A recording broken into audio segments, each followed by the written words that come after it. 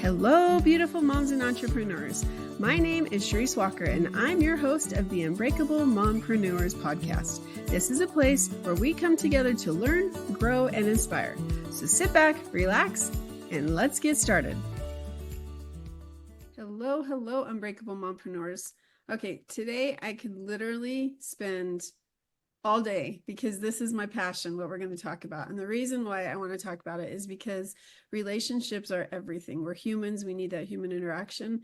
And when we get a little broken when we're younger, that kind of affects our relationships for the rest of our lives if we don't get some help and recognize it.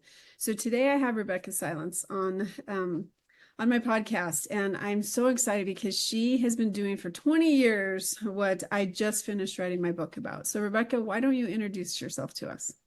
Hello. Thank you so much for this show and for this life-changing conversation that we're already in and for having me. I am Rebeccah Silence. I'm a self-healing and relationship expert. I've been helping people heal since 2002, and I am client zero. I go first. I do practice what I teach and preach it, and I live it because it saved my life.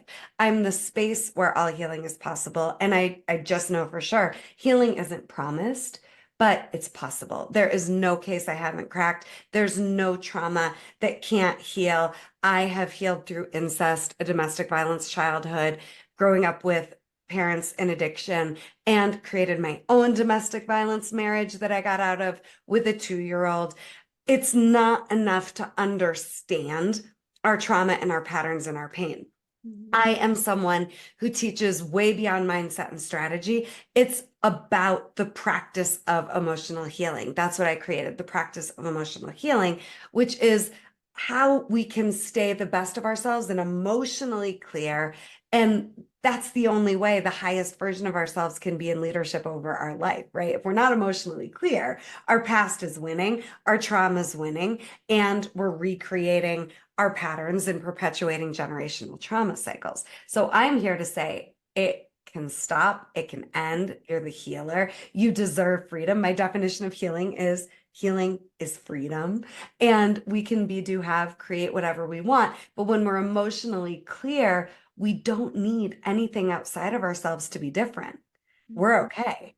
And we're in our lane, and the highest version of ourselves gets to be in charge. So there's the little Reader's Digest version of who I am and what I'm about. I love it. I love it. I love it. It's everything that I've been preaching for the last several years, because when I finally woke up and realized, oh my gosh, I've repeated a pattern and I can't, and I don't want my girls to have to repeat this pattern. And so to get out and realize what to do. And so that's why I wrote the book that I wrote, Flipping the Iceberg. And I'm sure that's why you wrote your book as well. And what's the title of your book? So I wrote Coming Back to Life, a roadmap to healing from pain to create the life you want. And the purpose of the book is to turn the trauma conversation on its head. I wanted to write a book about trauma being a liberating conversation, an empowering conversation. And I wanted to create a roadmap for people to really understand there's no trauma you can't use to your advantage. Mm-hmm. And I think that that's something that I've become really on a mission, and mine specifically focuses on what you should do before you say I do. But it's because there's so many people. I've been on lots of conversations. I hired a coach to help me write my book, and we were on this group conversation, and these people were just talking about all their trauma and they're blaming and they're doing these things, and I'm just like, you have not moved on. Like, you're always going to live in that space if you don't get help. And so if anybody's listening that's going through things that they're feeling like they're this victim, you can't have success, you can't have freedom that you talk about until you can move on from that and heal. And so I love, when I was reading your bio, that you talked about how you worked in a mental institution, right? And what did you find out about those people that were in the mental institution? They're not crazy. They don't know how to cope with their environment or their emotions. And I decided, working at this state psych hospital in Denver, Colorado, and I get goosebumps just thinking back. I mean, I saw people diagnosed too quickly, overly medicated, and especially on the adolescent inpatient crisis unit, these kids aren't crazy. They have trauma that they are acting out, and they don't know what to do with their emotions. So I decided at 20 I'd become an expert in human behavior and that there had to be a better way. But like I said earlier, just understanding that still isn't enough, right? Because I didn't expect to be in my childhood all over again in my first marriage and bringing a child into it. And I love that your work is about doing as much healing as you can before you say I do. But I will suggest there's only so much Right. trauma healing you can anticipate, Oh, yeah. because it isn't until you're in the most intimate relationships, like a marriage, that you really get confronted with where you've healed and where you haven't yet. So I also just want to point out relationships are for our soul's evolution, our full self-expression, to help us see where there are weak spots, otherwise known as triggers or trauma wounds that haven't healed yet. And then I do like to lighten it up. It's very heavy, it's very serious work, but I want to lighten it up because nothing's wrong when you find yourself face to face with a wound that hasn't healed yet. And I am sorry, but we are not broken. Right. Our hearts get broken.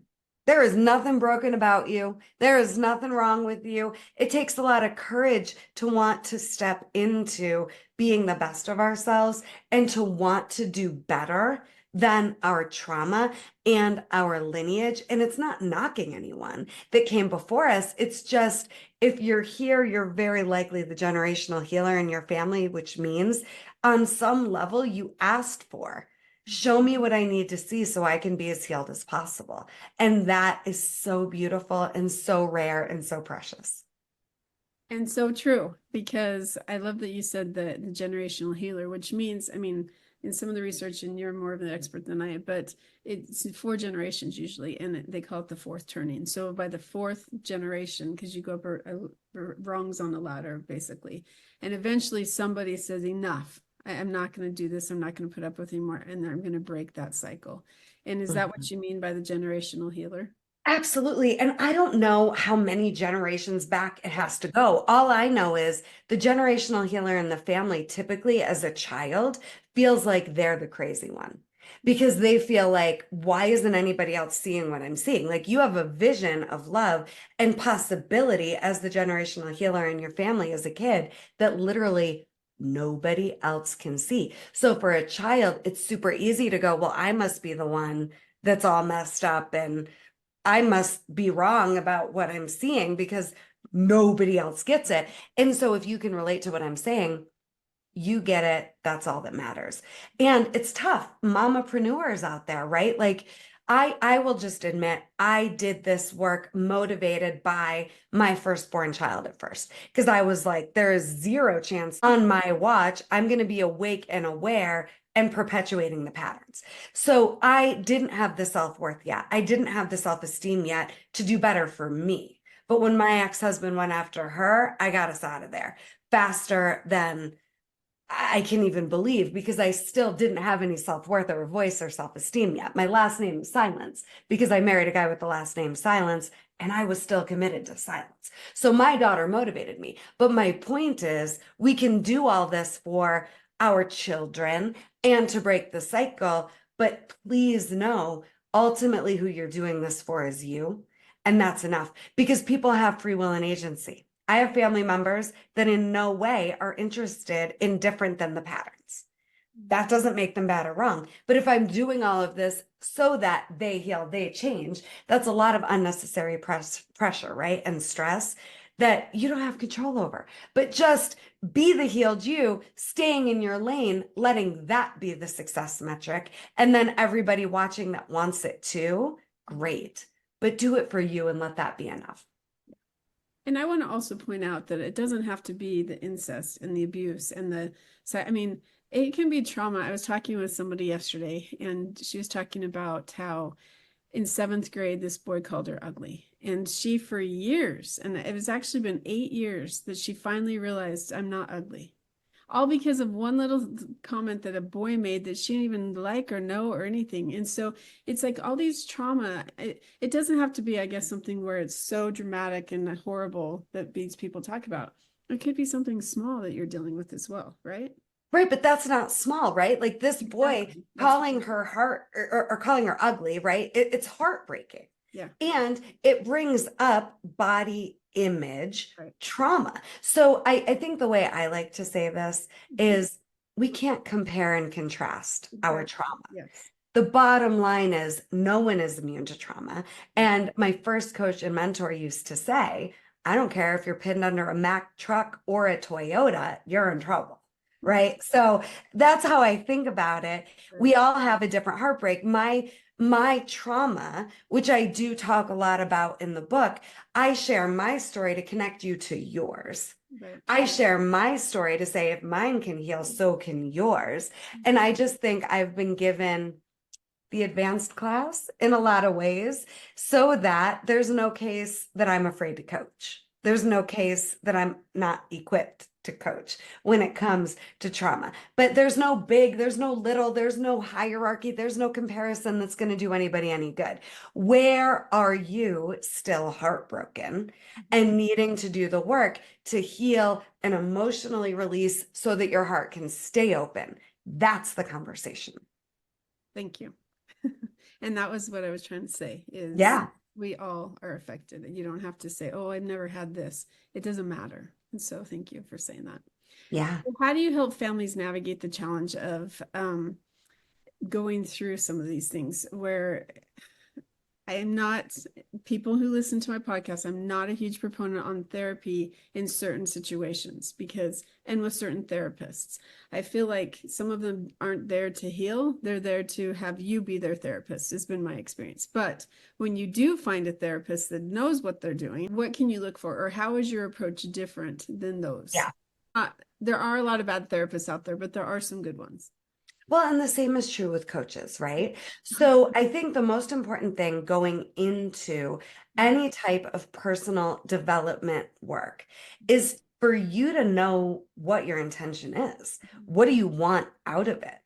Right. Maybe you want a great marriage. Maybe you want to heal childhood trauma. Maybe you want to heal your body dysmorphia, but go in with a goal, right? That's the first tip I've got. But here's kind of what separates me from the pack. A lot of coaches are there to give advice. A lot of therapists are trying to help you heal your emotions through the mind, which is absolutely seek and do not find.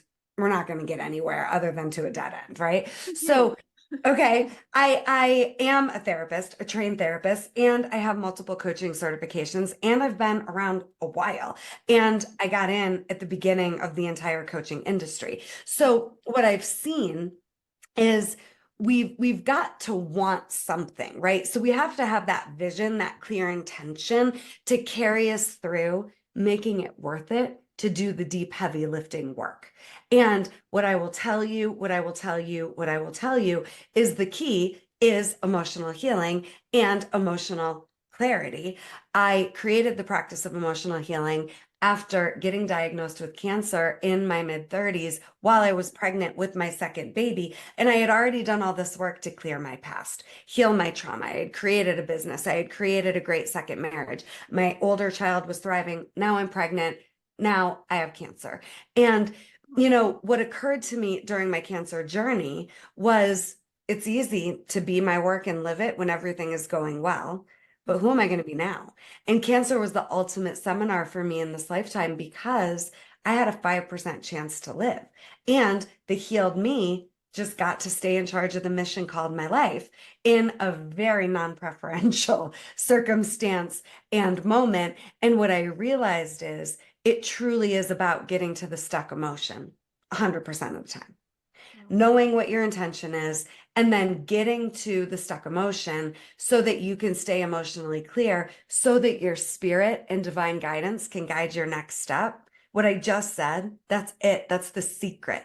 Having your mind focused on your vision, having your body guide you to the stuck emotion that needs to clear so that you can access your spirit, so you can just get to the one next step. That's it. We don't need to overwhelm ourselves. So what I do is I teach there's only 5 emotions. I think in Brene Brown's Atlas of the Heart, she talks about 80. I teach 5. So my goal is to make what's so complex super, super simple. It doesn't make it easy. But at the end of the day, any upset, any trigger, any wound, any off, even on the whisper level, there's a stuck emotion that needs to be expressed and released. So I teach that there's anger, fear, grief, joy, and excitement, and everything else is learned, and how you're coping so you don't have to address the stuck anger, fear, grief, joy, or excitement. And what I have are clients, thousands, that have joy and excitement as the rule they live by. What I have is a mission for kids to have healed parents who are modeling joy and excitement as the rule they live by, and they're not afraid of the darker emotions. They know how to deal with anger, fear, and grief without taking it out on anyone or without blaming anyone for this emotion, because these are just human emotions that we're born with. That's why I only talk about these 5. We learn anxiety. We learn disappointment. We learn betrayal, rejection, jealousy. We're not born knowing these feelings about what's going on outside of us are even an option until they're modeled to us. But we're human. And so we got to get back to our humanity and stop trying to spiritually bypass our humanity and get to the root of the emotion or emotions in whatever moment are needing to be expressed in a healthy way without doing harm to anybody else. And I spend chapter 2 and coming back to life unpacking each emotion and how to process them in a healthy way and how to stop blaming life for this feeling that gives me access to the emotion I need to feel. Wow. Oh my gosh, I would love to have you on so much longer. We're gonna have to do another. I'll come back. You have me back anytime. My daughter, she's obsessed with babies, and so we've been watching this thing, and they've gone through and like they do MRIs of the kids' brains and stuff. And I love that you just made it very, very simple. But what do you do if you live with somebody or you have a family member who's stuck in the anger and fear? And so all of their emotions are triggered through anger. Yeah. Oh, thank you for asking this. So we've got a free gift for you that we'll offer a little later here in the show, my masterclass, The 3 Must Know Secrets to Heal and Save Your Family. I talk about how to stay in your own lane and what you have control over in a lot more depth. So feel free to grab a notebook and take my masterclass and take notes so you get even more. But what I'll say for now, we don't talk about this enough. The distinction between violence and anger. People think violence, whether it's verbal, whether it's physical, mental, sexual, however it shows up, it is not anger. But we think violence is anger. We think somebody's violent because they're angry. They're violent because they are avoiding anger. There's a big difference between victim tears and grieving tears. Victim tears being, poor me, why is this happening to me? How could this happen? Feeling sorry for ourselves, which I've been there too. Even last week, I had a second. I just give myself a few minutes and then, all right, enough of that. But I'm not trying to spiritually bypass my humanity, right? But there's a big difference between victim and just healthy grief. And I know when I've been crying victim tears because my face gets all puffy and a mess. When I've been just grieving, I look like I just am 10 years younger and I'm glowing, right? Same with my clients, right? But we don't talk about these distinctions. So anger is healthy. Same with grief, same with fear, same with joy, same with excitement. And we can trust joy and excitement. We can trust the good. We can trust the good. But what do you do if you got somebody in your family that's emotionally dysregulated is really what you're asking me. Yeah. You stay clear. You have boundaries. Sometimes you express it, sometimes you don't. But I love a couple one-liners for you just to give you a real tangible tool. Number 1, I love you too much to have this fight. Let me know when you're ready to get to a solution respectfully. Wow, that's a good one. Great one-liner to use with anybody. Second one-liner that you can use is, I'm going to ask that we press pause on this conversation, and let's press pause as many times as we need to until we can be respectful and get to a solution that works for both of us. I'm a coach that does not believe in compromise at all. I want win-win. And so just know it's not your fault and it's not your job to fix somebody else's emotional dysregulation. And I've got older kids at this point. I've got a 9-year-old, but I've also got a 19-year-old and a 23-year-old. And with the older ones, again, this is why I'm saying, don't think that you doing all this generational trauma work means your kids care about it or want it for themselves, because not necessarily. All right. I'm just going to say that for what it is. And you knowing you were clear and you were clean and you were your best is your job, and it's enough.